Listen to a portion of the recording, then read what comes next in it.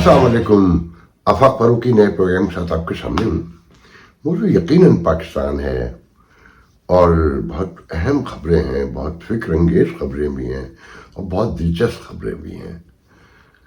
एक तो सबसे बड़ी बात है कि खास सामने कह दिया कि जी IMF को खत लिख दिया उन्होंने कि जी इंतखाबात दुरुस्त नहीं हुए, धांधली हुई, झल्लू जो हुए भी हैं, तो इनको कर्ज न दिया जाए जो पाकिस्तान ने प्लान किया है $6 बिलियन के लिए।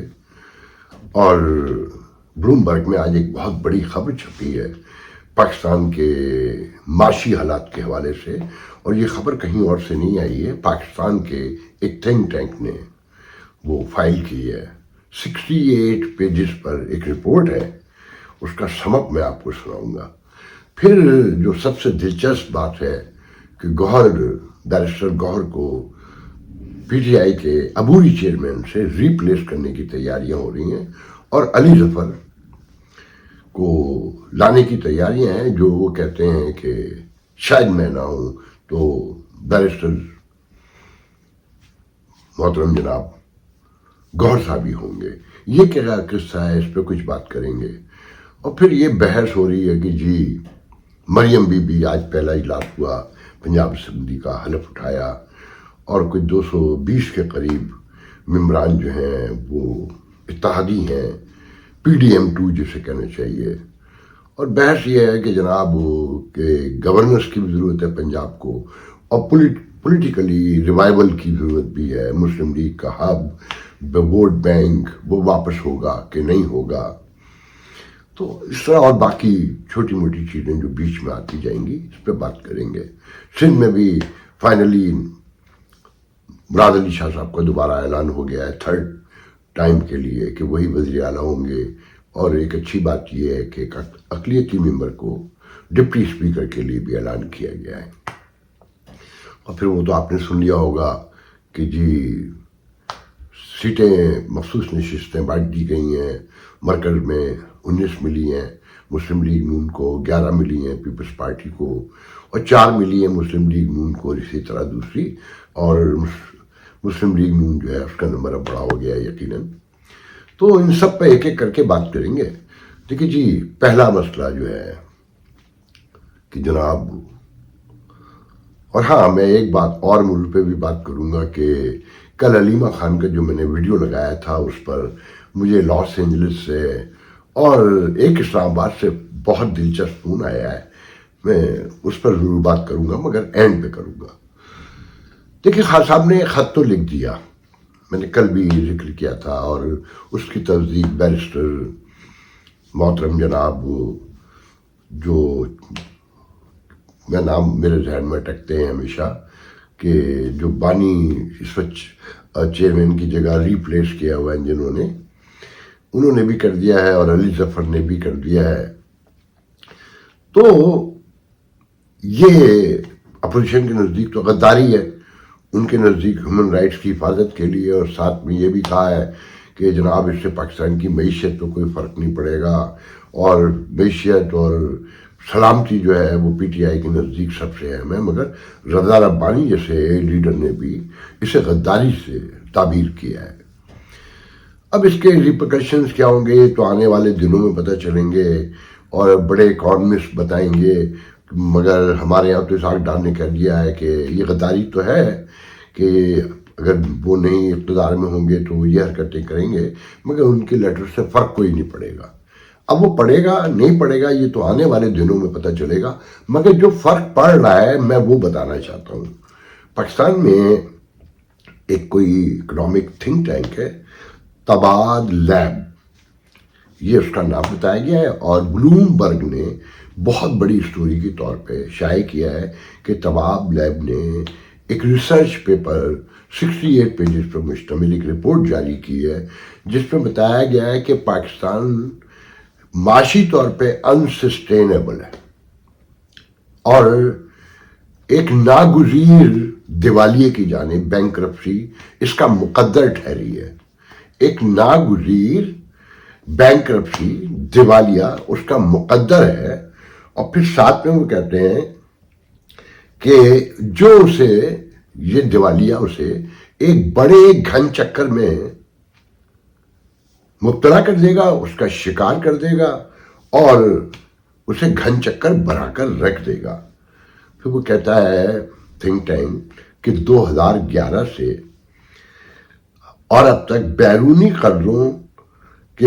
قرضے اور واجبات جو ہیں وہ بڑھ کر 2 گنا بڑھ کر $125 بلین تک ہو چکے ہیں، اور جو مقامی اندرونی ملک ڈومیسٹک قرضے ہیں وہ 6 گنا زیادہ بڑھے ہیں۔ تو یہ اب سسٹینیبل نہیں رہا کنٹری اکنامکلی، اور اسے دیوالیے سے اب کوئی نہیں بچا سکتا۔ تو یہ ایک بحث کا نیا دروازہ کھلا ہے۔ آنے والی حکومت کا چیلنج دیکھیں، اس کی پولیٹیکل سپورٹ دیکھیں، اس کا ووٹ بینک دیکھیں، اس کی ڈائنامکس دیکھیں، تو بہت خوفناک منظر بنتا ہے۔ میں اس پہ زیادہ تبصرہ نہیں کرنا چاہوں گا۔ دعا تو یہی ہے کہ کسی صورت یہ اپنے چھوٹے چھوٹے مفادات ایک طرف رکھ کے ملک کی بہتری کے لیے کام کر سکیں، مگر کون کب کس کا قالین کھینچ لے گا یہ کوئی نہیں جانتا۔ کہ جو بویا تھا وہ آہستہ آہستہ کاٹنا بھی تو ہے۔ اور پھر پی ٹی آئی جس طرح انفلوئنس کرتی ہے، جو منظر کشی کرتی ہے، اس کی روشنی میں آپ ان معاملات کو غور سے دیکھیں کہ مہنگائی جہاں پہلے ہی منہ پھاڑے، بال کھولے اور بدمست رقص میں مبتلا ہے، وہاں آنے والے دن کیسے ہوں گے کہ اگر IMF نے نیا قرض نہ دیا، نئی اڑچن لگا دی۔ پہلے ہی خبر موجود ہے، آج کی ہیڈ لائن ہے کہ بجٹ جو ہے IMF کی ہدایت کی روشنی میں بنے گا۔ تو آپ اندازہ لگا سکتے ہیں کہ آنے والے دن کیسے ہیں، اور یہ سیاسی تقسیم پہلے ہی منظر کشی کر چکی ہے کہ دنیا کے کیا ارادے ہیں، آپس کے کیا ارادے ہیں۔ یہ ذہن میں رکھیں کہ اس خطے میں جو بیرونی حملہ آئے وہ ایسے نہیں آئے تھے، یہی منظر ہوا کرتا تھا ہمیشہ سے، ایسے ہی لڑائیاں مچتی تھیں اور دشمن کو ویلکم کیا جاتا تھا۔ آج سب کچھ ایسے ہی ہے نا۔ دیکھیں جناب، میں یہ تو نہیں کہہ سکتا کہ مریم کامیاب ہوں گی یا ناکام ہوں گی، میرا حق نہیں بنتا، مگر یہ جو بحث ہے نا کہ ایک طرف گورننس کا چیلنج ہے اور ایک طرف پولیٹیکل ریوائول کا چیلنج ہے، تو گورننس کے لیے تو میں نے کل بھی کہا تھا کہ پیسے ہوں گے تو گورننس درست ہوگی نا۔ مال سے ہوتا ہے نا، مال تو نگراں لٹا کر چلے گئے۔ آپ نے دیکھا کہ صرف 6 ماہ میں 4000 ارب روپے لٹائے، جو ان کا مینڈیٹ ہی نہیں تھا اور جو کسی نے پوچھا بھی نہیں۔ جس طرح سے بربادی نگرانوں نے کی اور جتنے قرض لیے، انہیں کیا نہیں پتا تھا کہ یہ اب کنٹری اکنامیکلی سسٹینیبل ہے یا نہیں ہے، اور یہ پولیٹیکل پارٹیز کا اور پولیٹیکل حکومتوں کا حق ہوتا ہے کہ وہ آ کے بیٹر گورننس کے لیے پیسہ خرچ کریں۔ مگر آپ یہ دیکھیں کہ ابھی جاتے جاتے بھی جب اسمبلی کا اجلاس ہو رہا ہے تو پنجاب کا نگراں وزیر اعلیٰ اسپورٹس اسٹیڈیم میں جا کے 3 کروڑ روپے بانٹ آتا ہے کہ اپنی جیب سے نہیں جاتا نا، ملک کو انہیں پتہ ہے یہ قرض کا پیسہ ہے۔ اور شاید میرے خیال میں حافظ صاحب نے یقین دلا دیا ہے، مجھے کسی نے بتایا کہ حافظ صاحب اور محسن نقوی دور پرے کے یا قریب کے کہیں رشتہ دار بھی ہیں، اور یہ نیکسس ایسے نہیں ملتے ہیں جو پاکستان کے حالات ہیں اس میں آپ سمجھ سکتے ہیں کہ یہ درست ہی ہوگا۔ تو حافظ صاحب نے اجازت دی ہوگی نا کہ لٹاؤ کھاؤ، ہمیں کوئی پتہ ہے کہ کوئی کچھ نہیں کر سکتا، اس ملک کو کچھ نہیں ہونا، دنیا کی شاید ضرورت ہے، اندھیرے میں رکھ کے مارا جا رہا ہے نا۔ کہ کل میرے ایک دوست کہہ رہے تھے کہ یہ جو تھاٹ ہے تمہارا کہ صرف نیوکلیئر پر کنٹرول حاصل کرنا ہے پھر کھیل ہوگا، نیوکلیئر آلریڈی ان کے کنٹرول میں ہے۔ وہ سینڈ کام کے کمانڈر سے لے کے سب، آج اب امریکہ سے کہیں آواز سنی آپ نے یہ برطانیہ سے کہ ہمیں خطرہ ہے کہ نیوکلیئر پاکستان کے سیف نہیں ہے؟ سب سیف بتاتے ہیں نا۔ تو they are not worry about any more, وہ سارے معاملات طے ہو چکے ہیں۔ کیسے ہوئے ہیں یہ میں نہیں جانتا، مگر بہت کانفیڈنٹلی لوگ بتاتے ہیں، بہت پورے یقین کے ساتھ بات کرتے ہیں جو ان معاملات کو سمجھتے ہیں کہ یہ اب ایشو نہیں ہے۔ خیر، تو گورننس تو مسئلہ نہیں ہے، یہ ذہن میں رکھیں، نہ ان کا ٹارگیٹ ہے नामतमई नज़र है। अगर ऐसा होता, इस कौम का मसला गवर्नेंस होती, तो बुज़दार जिस सूबे का वज़ीर आला रहा, उस सूबे के लोग कितनी भी बड़ी तादाद में, कितने भी छोटी तादाद में उस जमात को वोट देते जिसने बुज़दार उस पर नाफिज किया, या केपी के जहाँ 2/3 मेजॉरिटी आई है, जहाँ महमूद खान वज़ीर आला रहा, उस जमात को वोट पड़ सकता था कि सूबा ही बैंकरप्ट हो गया। मालूम कर लें, पढ़ लें, मगर आंखें बंद करके फिर वोट पड़ा। तो गवर्नेंस इशू नहीं है, क्योंकि अवेयरनेस ही नहीं है, शऊर ही नहीं है, और वहाँ ये ज़रूरत भी नहीं है। वहाँ लड़ाई यह है कि मेरा बाबा उत्ते रहेगा, मैं जिसके साथ हूँ बस वो बेहतर है, वो अच्छा है, मैं जिसका मुखालिफ हूँ वो बुरा है। इसकी बुनियाद पर ये जमहूरियतें चल रही हैं, और ये जमहूरियतें आपको कोई दे सकती हैं या किसी को, या आपको इन जमहूरियतों की ज़रूरत भी रह गई है।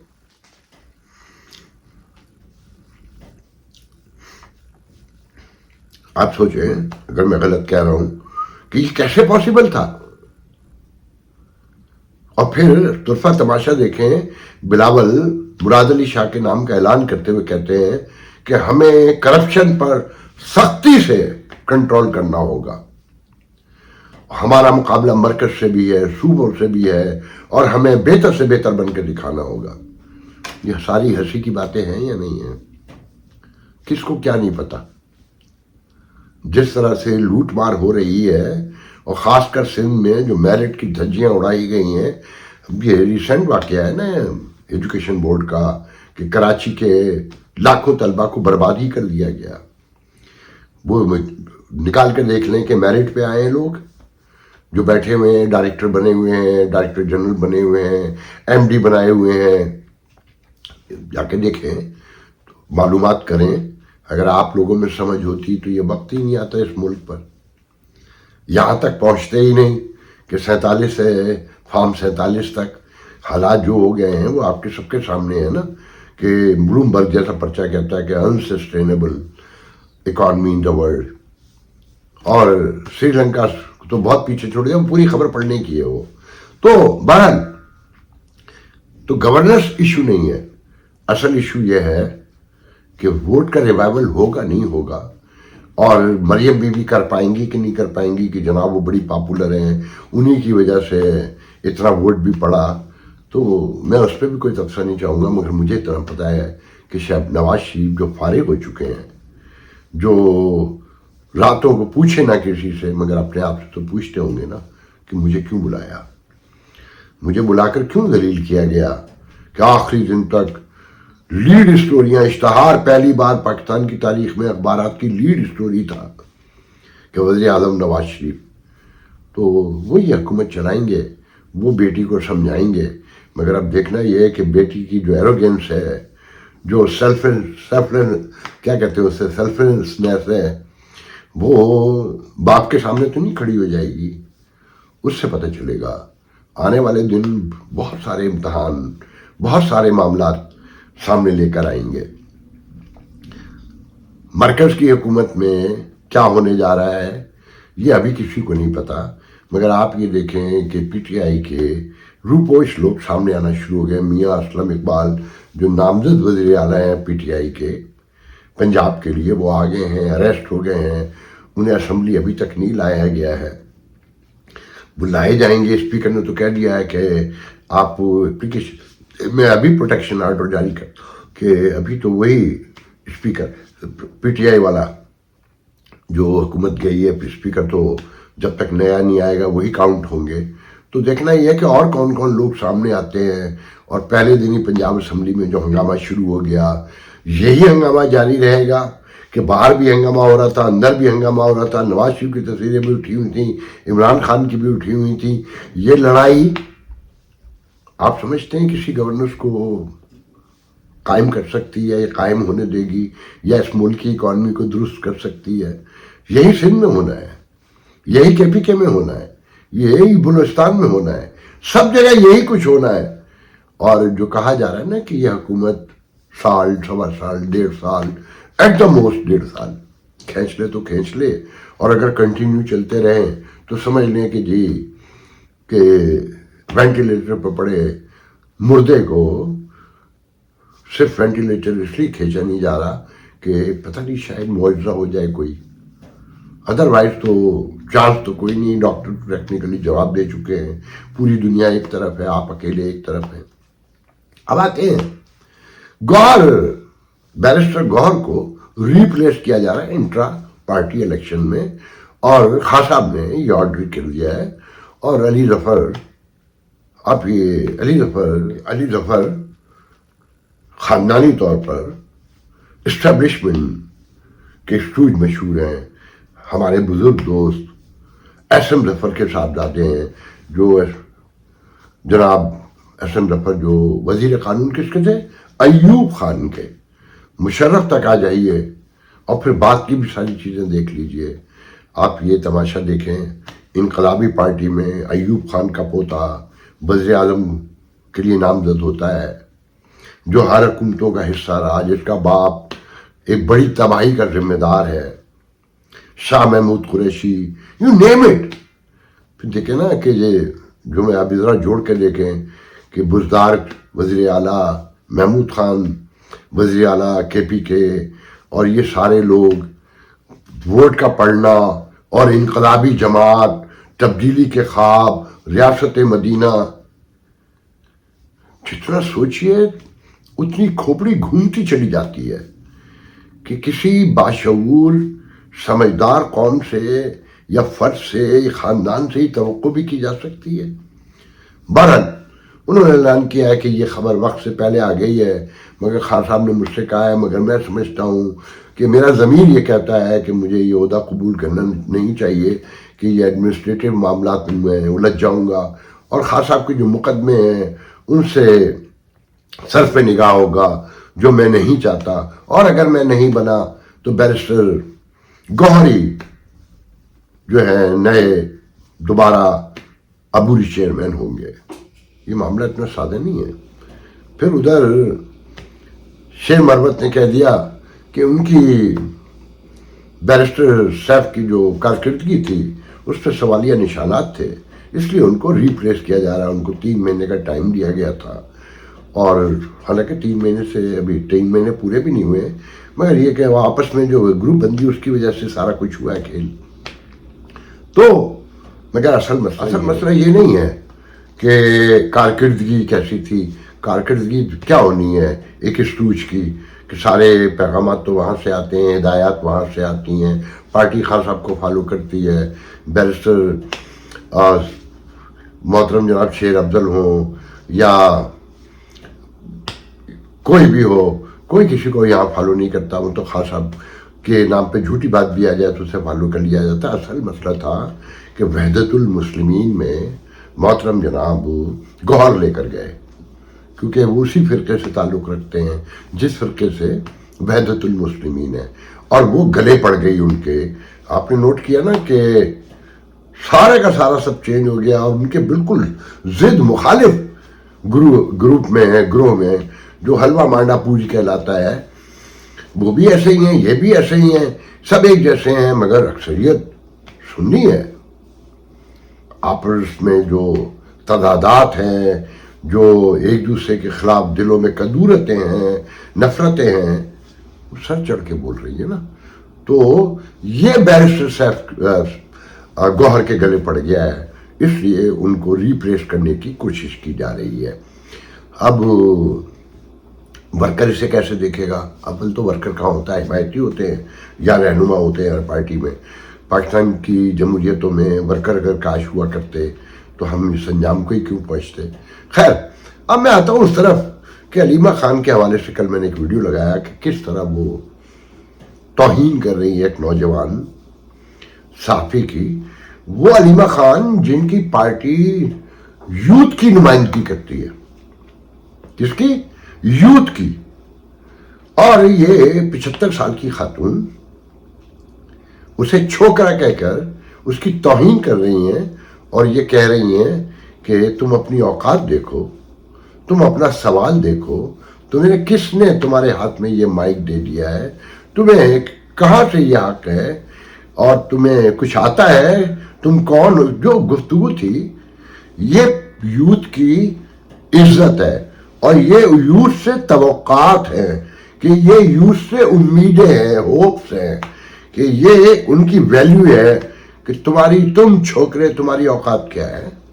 تو اس پہ سب سے پہلے کل لاس اینجلس سے ایک میرے انٹلیکچوئل دوست کا فون آیا، کہنے بھائی کمال ویڈیو لگایا، مگر تم نے بڑی زیادتی کی کہ بہت سی باتیں پوچھی نہیں، تم نے کہا نہیں کہ تمہیں یہ پوچھنا تھا کہ یہ علیمہ خان، اس کا باپ، اس کا دادا سیاستدان تھے، یہ اچانک سیاستدان بن گئی ہے، یہ میڈیا سے خطاب فرماتی ہے، یہ CNN پر فرید زکریا سے کے سوالوں کے جواب دیتی ہے، اور فرید زکریا جو چاہے پوچھ لے تو اس سے نہیں کہتی کہ تو کل کا چھوکرا، تو انڈیا سے آیا ہوا، تیری یہ اوقات، تو مجھ سے یہ بات کرے۔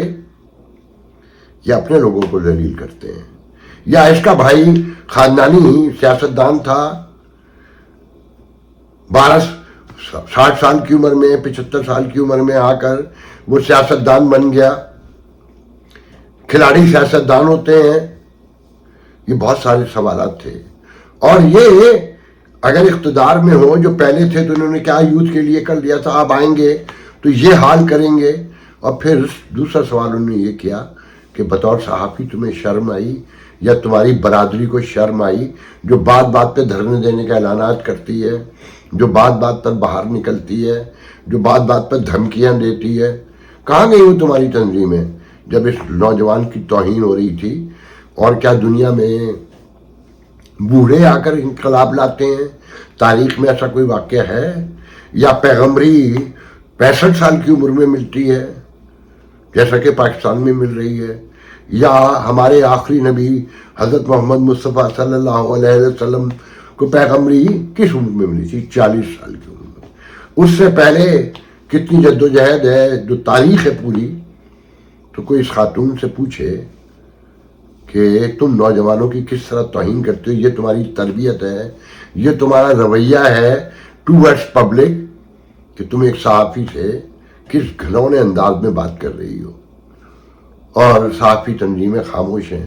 پھر ایک کال آئی اسلام آباد سے، ان کا بھائی کوئی تو بولا، کسی نے تو پتھر مارا، یہاں تو کوئی بولنے کو تیار ہی نہیں، ڈرتے ہیں۔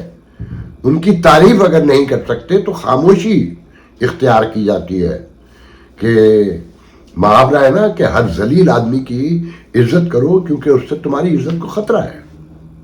خاموشی لازمی اختیار کرنا پڑتی ہے نا، کہ آپ کی ستر اتار دے گا وہ آدمی۔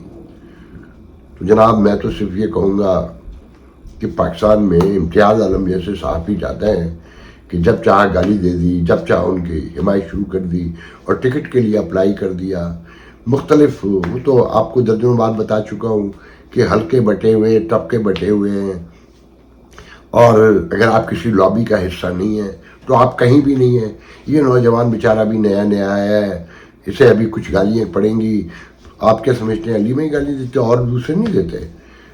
مگر وہ اکیلے میں دیتے ہیں۔ وہ مجھے کل ایک سابق MNA نے لاہور سے ایک واقعہ سنایا اسی پر، کہ فرق ہے عمران خان کے خاندان میں اور ان میں، کہ یہ جو کیا نام ہے ARY پر جو اب GNN پہ چلا گیا، عارف بھٹی، کہ ایک موقع پر یہ دھاڑ رہا تھا باقاعدہ، جب شہباز شریف چیف منسٹر تھے، لٹرلی دھاڑ رہا تھا اور بدتمیزی کر رہا تھا، مگر شہباز شریف خاموش کھڑے تھے بالکل، اور چہرے پہ یقیناً غصہ بھی ہوگا، حیرانی بھی ہوگی، پریشانی بھی ہوگی۔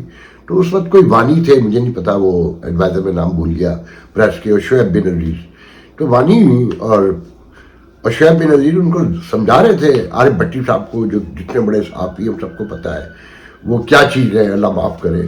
ان کو لانے والے میرے ایک دوست تھے ARY میں، جب وہ نیوز ایڈیٹر تھے، ڈائریکٹر تھے، تو میرے بہت پرانے دوست ہیں۔ تو جب انہوں نے مجھے بتایا کہ یہ تحفہ میں نے دیا تھا ARY کو، تو میں نے اب تک ان سے کہتا ہوں کہ جناب تمہاری بخشش صرف اس ایک گناہ کے عوض نہیں ہوگی کہ تم نے ایسے صحافی بنایا تھا۔ تو بہرحال وہ MNA مجھے سابق MNA بتا رہے تھے کہ جب یہ سارا معاملہ ختم ہو گیا تو وانی اور شعیب بن عزیز کو بلا کر چیف منسٹر نے کہا کہ آپ کو یہ تو معلوم ہونا چاہیے کہ کون کیوں ناراض ہے، کس بات میں ناراض ہے، اسے کیا مشکل پیش آ گئی ہے، وہ کیوں غصے میں ہے جو یہاں تک پہنچتا ہے. مگر پیچھے بھی گالی نہیں دی. اچھا میں اس بات کی گواہی دوں گا کہ یہ خاندان کچھ بھی، ہم بہت سے الزامات میں بھی روز لگاتا ہوں، میں بھی روز بات کرتا ہوں، مگر اخلاقیات شریف خاندان پہ ختم ہے، اخلاقیات زرداری خاندان پہ بھی ختم ہے، اس میں کوئی دو رائے نہیں. اور چودھری برادران پہ تو میں کہتا ہوں کہ لرن کرنا چاہیے، انسٹیٹیوٹ ہے وہ اخلاقیات کا. تو آنے والے دنوں میں اور کیا کیا قیامتیں اٹھنی ہیں، اس انقلاب کے پیچھے کیا کیا طوفان چھپے ہیں، اور اس سے کیا کیا نقصان ہونے والا ہے، یہ آنے والے دنوں میں بتدریج آپ کو پتہ چلتا رہے گا. آج کے لیے اجازت دیجیے، انشاءاللہ کل گفتگو ہوگی. اللہ حافظ.